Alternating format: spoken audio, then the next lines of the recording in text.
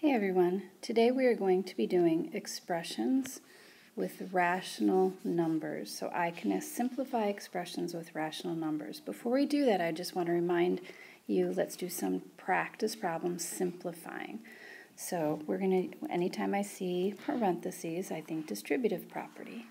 So 4x plus, and some people are still forgetting to multiply to that second number. So 4x plus 24. Here, 5 times x is 5x. This is a subtraction, so we're going to bring that down. 5 times 2 is 10, and then I have my minus 3x. I'm going to change all subtraction to adding the opposite. All subtraction to adding the opposite. So here I have adding the opposite, keep, change, change, keep, change, change. So that way I can see that this term is negative. So now I'm going to use the commutative property to change the order because I want to add like terms. So now 5x plus negative 3x is 2x. Unlike signs, we subtract, and there's more positives. And then I have plus negative 10. I don't like numbers like double signs like that, so plus negative 10 is the same thing as minus. It started as minus, so we're just going to change it back to minus. They're unlike, so this is where we stop. All right, again, I use watch those pesky negatives so much, like every time I grade an assessment, because they're the one tricky thing that people forget about. So I want you to have lots of practice with that.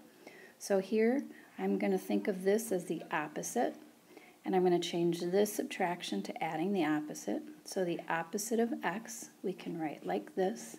The opposite of negative 3 is a positive 3. They're not like signs, so that's our answer. We'll be in class playing bingo, but it'd be silly for me to try to have you play it here. So come to class so you can play the bingo with us.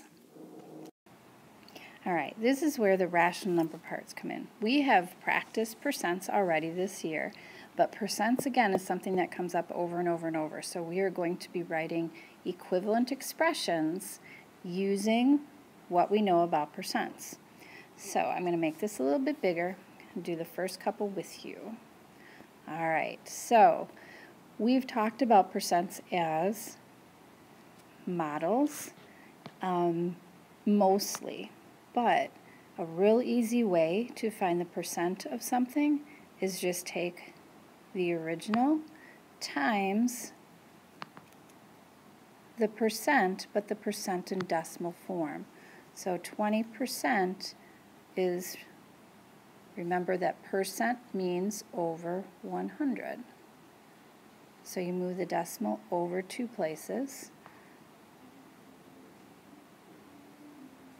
And you can use a calculator, so 0.2 if you need to. 0.2 times 100 is 20. Or you could have thought 10% of 100 is 10, and you double that. All right, so our new price, you just take the original and you subtract the discount to get the new price. So we're paying 80%. So how we can get that using an expression, so we're going to find a shortcut. What we did was we took our 100 and we subtracted how we found the 20. You gotta stay with me here. And now, on a space, we're gonna work backwards from the distributive property. I see that there's 100 in both. So I'm going to take that out and think of what it would be like if it was the distributive property. 100 times what would give me 100? And that's a 1. It's minus, and then 100 times what would give me this? Well, if I take 100 out, it leaves 0.2.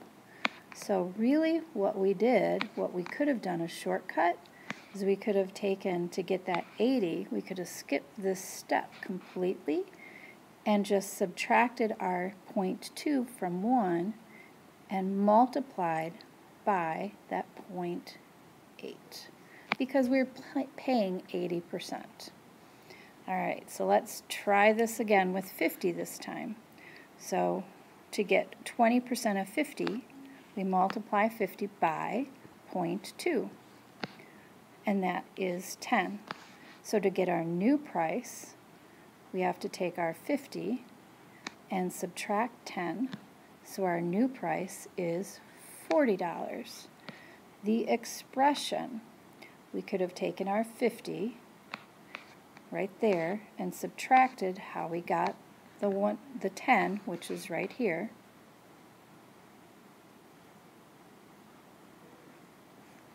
And then we can factor out or divide out the 50 because there's 50 in both places, working backwards from the distributive property. So 50 times 1 is this 50 minus, if we take out this 50, we're left with 0.2. 1 minus 0.2 is 0.8. So that means to get this answer, we could have just done 50 times 0.8. All right, what I would like you to do is try to do the next two, the 28 and the 14.5, and then come back and check your answers. All right, let's see how you did. Excuse me. So here we had our 28. We multiplied by 0.2 to find what 20% of 28 is. Then to find our new price, we took our discount, which is the 20%, and we subtracted from the original.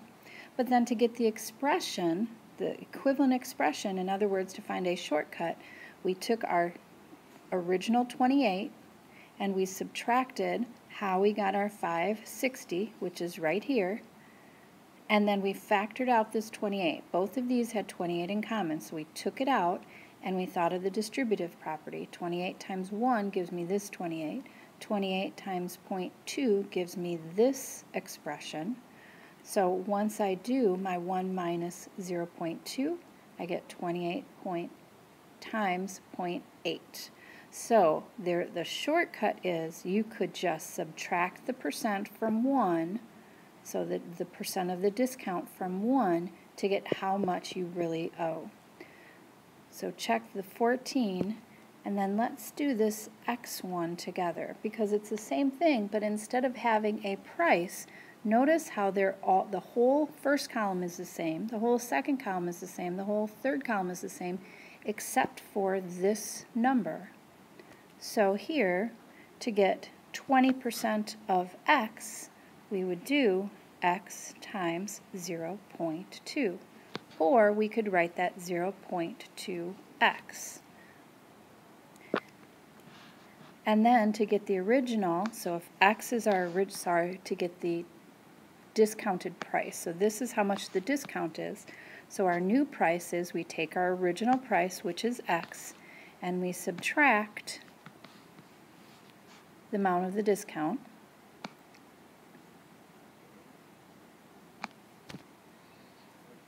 And then this is the whole reason we wanted to look at patterns. X minus 0.2x.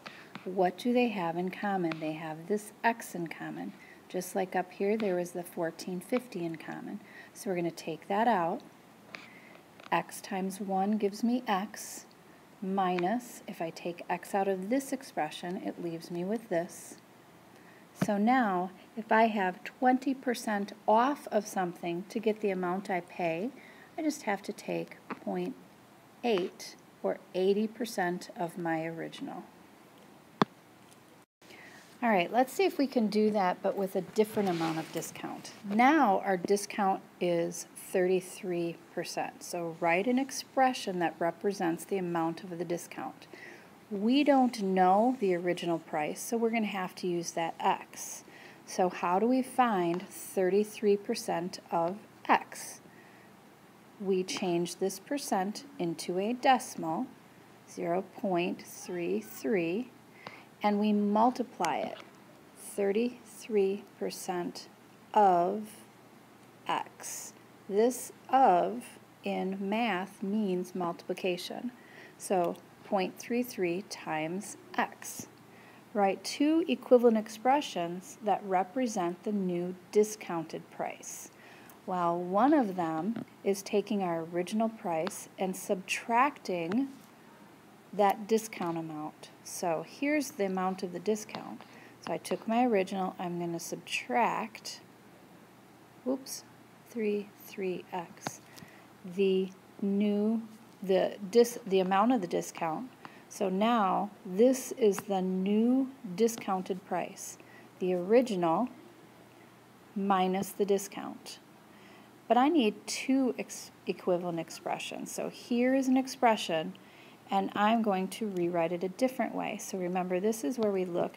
It has x in common, so I'm going to pull out that x. X times 1 gives me x minus x times 0.33 gives me 0.33x.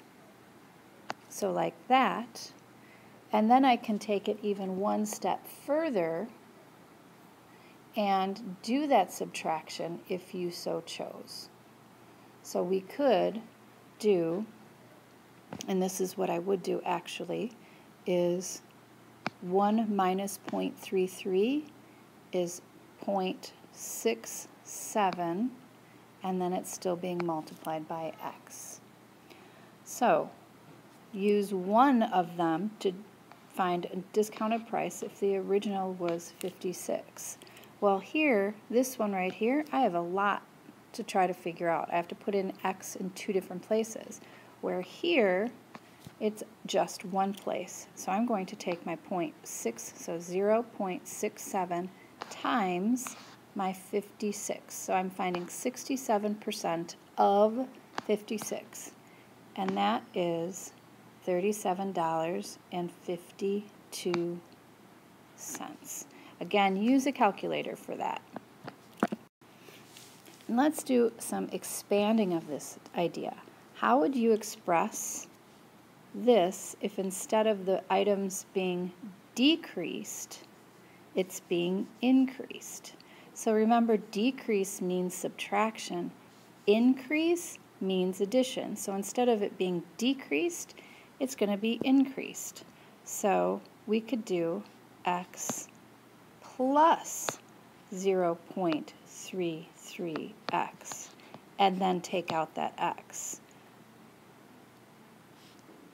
So x times 1 is x plus 0.33, because x times 0.33 gives us this term, and then I can add them together to get 1.33x. So if it was increased, you're adding to 1. If it's decreased, you're subtracting from 1. All right, start your assignment, see how you do. Let me know if you have questions. We out.